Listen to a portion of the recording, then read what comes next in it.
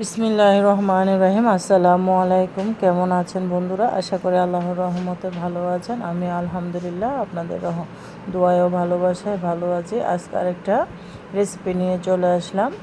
দেশ ও দেশের বাইরে যে বন্ধুরা আমার ভিডিওটা দেখতেছেন সবাইকে অসংখ্য অসংখ্য ধন্যবাদ।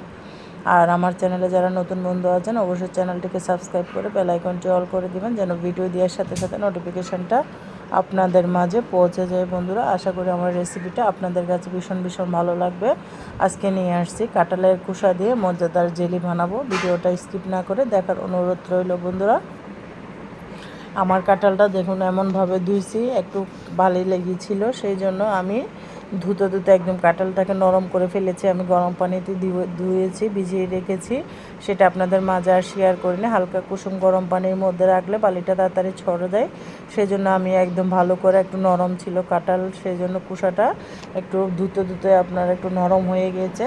দেখুন আমি ভালো মতো ধুয়ে একটা কড়াইয়ের মধ্যে একটা গ্লাস পানি দিয়ে বসিয়ে দিয়েছি। এবার ঢাকনা দিয়ে ঢেকে দেবো বলক আসা পর্যন্ত।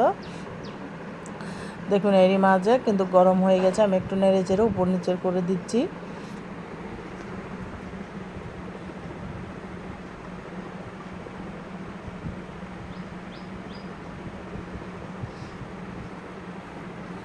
বন্ধুরা, একটা লাইক দিয়ে ভিডিওটা কন্টিনিউ করার অনুরোধ রইল। আর যদি ভালো লাগে আমার ভিডিওটা আপনাদের বন্ধুদের মাঝে শেয়ার করে দিতে পারেন।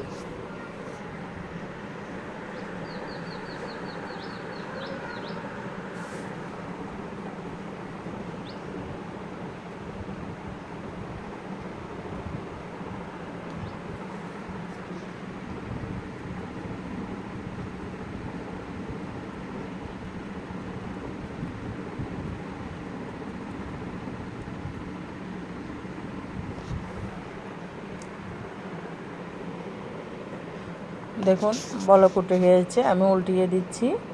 এবারে অনেকক্ষণ কিন্তু সিদ্ধ করেছি যেন রসটা ভালো মতো বের হয়, সেই জন্য এবার আমি একটা ছাঁকনির সাহায্যে উঠিয়ে নিচ্ছি, কুসাগুলো রসগুলো ছেঁকে নিচ্ছি।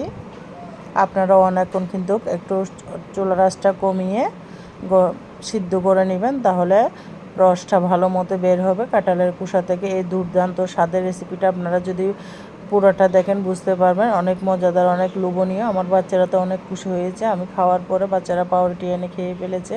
দুর্দান্ত মজা হয় এই রেসিপিটা। আমি আবারও ছেঁকে নিচ্ছি যেন কোনো লাম্পস না থাকে।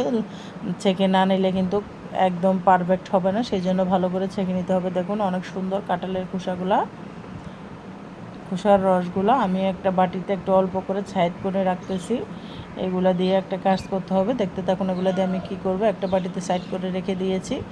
তারপরে এখানে চুলার মধ্যে একটা প্যান বসিয়ে খোসাগুলো দিয়ে রসগুলা দিয়ে দিলাম, একটা সাইডে আমি রেখে দিলাম। এগুলো দিয়ে কি করব, ভিডিওটা দেখতে থাকুন, আশা করি ভালো লাগবে আপনাদের কাছে। বন্ধুরা, এতটুকু এসে ভিডিওটা যদি ভালো লাগে অবশ্যই একটা শেয়ার করে দিবেন আপনাদের বন্ধুদের মাঝে, আর লাইক দিয়ে শেষ পর্যন্ত থাকার অনুরোধ রইল। বন্ধুরা, দেখুন আমি চুলার মধ্যে তুলে দিয়েছি একটা প্যান বসিয়ে, পানির কাঁঠালের কুসার রসগুলো আমি এখানে ঢেলে দিয়েছি। দেখুন অনেকক্ষণ সিদ্ধ হওয়ার কারণে কালারটা খুব সুন্দর এসেছে এবং ঘন হয়েছে রসটা। আপনারা এই জন্য আমি সাজেস্ট করব অবশ্যই কাঁঠালের কুসাটাকে অনেকক্ষণ ধরে সিদ্ধ করে নেবেন, একটু চুলার আগুনটা কমিয়ে রেখে। দেখুন খুব সুন্দর একটা কালার এসেছে। পাকা কাঁঠাল, একদম পাকা কাঁঠালের কুসাটা নেবেন।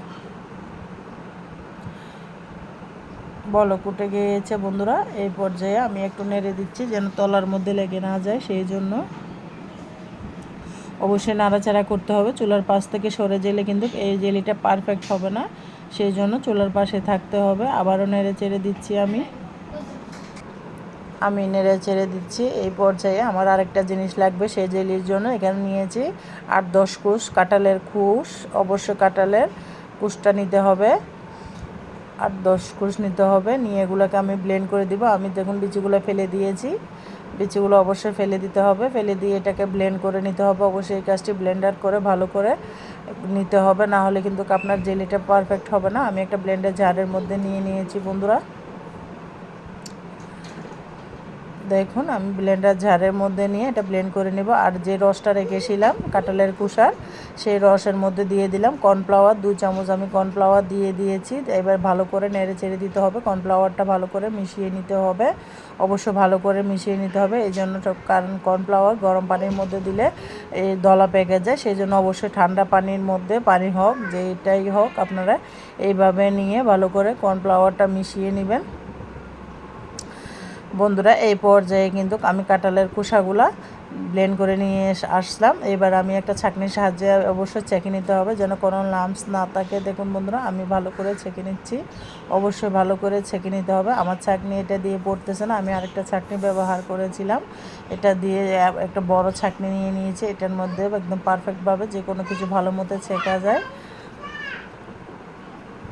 আর বন্ধুরা আমার ভয়েসের মধ্যে যদি কোনো ভুল ত্রুটি হয়ে থাকে অবশ্যই সবাই ক্ষমার দৃষ্টিতে দেখবেন। ইউটিউবে কাজ করতেছে, অবশ্যই ভুল হচ্ছে, আর সেই জন্য আপনারা ক্ষমার দৃষ্টিতে দেখবেন। আর আমার ভিডিওটার কোথাও ভুল হচ্ছে কিনা এটাও বলিয়ে দিবেন। আর সুন্দর সুন্দর কমেন্টস পড়তে কিন্তু আপনাদের ভীষণ ভালো লাগে। আপনাদের ভালোবাসা এতটুকু এসেছি, ইনশাল্লাহ সামনে আরও যাবো। সবাই সবার পাশে থাকতে হবে।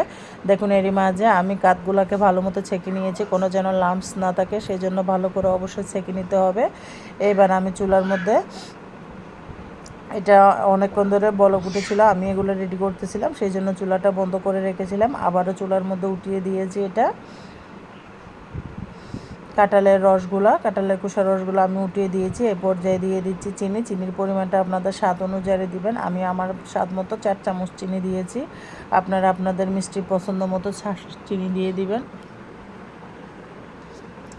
আবারও ভালো মতো নেড়ে ছেড়ে দিতে হবে, চিনিগুলো মিশিয়ে নিতে হবে ভালো করে। এত মজাদার জেলি না করলে কিন্তু আপনারা বুঝবেন না। এখন তো কাঁঠালের সিজন, সবার ঘরে ঘরে কাঁঠাল আসে। অবশ্যই আপনারা এই জেলিটা বানিয়ে বাচ্চাদের জন্য সংগ্রহ করে রাখতে পারেন ফ্রিজে বা বাইরে। খুব মজাদার, পাউরুটি দিয়ে বা রুটি পরোটা দিয়ে খেতে কিন্তু ভীষণ ভালো লাগে। বাজার থেকে কিন্তু চড়া দাম দিয়ে জেলি কিনতে হয়, এই জেলিটা আপনারা নর্মালি বানিয়ে রাখলে, ভালো সংরক্ষণ করে রাখলে বাচ্চারা কিন্তু অনেক মজা করে খেতে পারবে। এই পর্যায়ে চিনিটা মিশিয়ে যাওয়ার পরে আমি দিয়ে দিলাম কাঁঠালের কাঠগুলা করে রেখেছি, সেই রসগুলো বা কাঠগুলো যেটাই বলেন এগুলো আমি দিয়ে দিয়েছি। অবশ্যই ঘন করে কাঠ করতে হবে। দিয়ে আমি ভালো মতো নেড়ে চেড়ে দিচ্ছি, অবশ্যই ভালো করে নেড়ে চেড়ে দিতে হবে, না হলে কিন্তু ঘন হয়ে যাবে বন্ধুরা।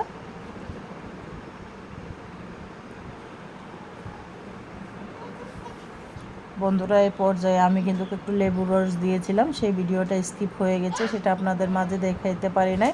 লেবুর রস বা ভিনিগার দিলে আপনাদের জেলিটা একদম ভালো থাকবে, দীর্ঘদিন সংরক্ষণ করতে পারবেন। এই লেবুর রস বা ভিনিগার না দিলে কিন্তু আপনাদের আমি সাজেস্ট করব লেবুর রসটাই দিলে ভালো হবে। দেখুন আমি ভালো মতো এগুলো বলক দিয়ে নিয়েছি। আর ঘনত্বটা কম হবে, লেবুর রস বা ভিনিগারটা দেওয়ার চেষ্টা করবেন অবশ্যই। না থাকলে স্কিপ করতে পারবেন। যদি রেখে সংরক্ষণ করে খেতে চান অবশ্যই ভিনিগার বা লেবুর রস ব্যবহার করতে হবে, না হলে নষ্ট হয়ে যাবে।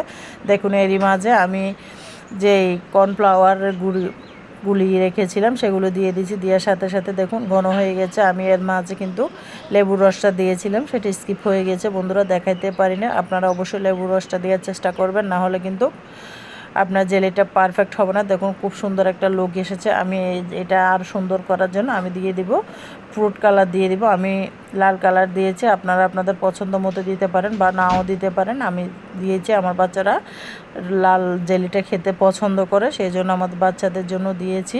এইভাবে বাচ্চাদের জন্য জেলি বানিয়ে সংরক্ষণ করে রাখলে কিন্তু বাচ্চারা সারা বছর টিফিনে পাউরুটি দিয়ে যেটা দিয়ে মন চায় সেটা দিয়ে বাচ্চারা কিন্তু জেলিটা অনেক পছন্দ করে। আমি বলবো আপনারা বানিয়ে সংরক্ষণ করে রেখে দিতে পারেন, সারা বছর খেতে পারবেন এই জেলিটা।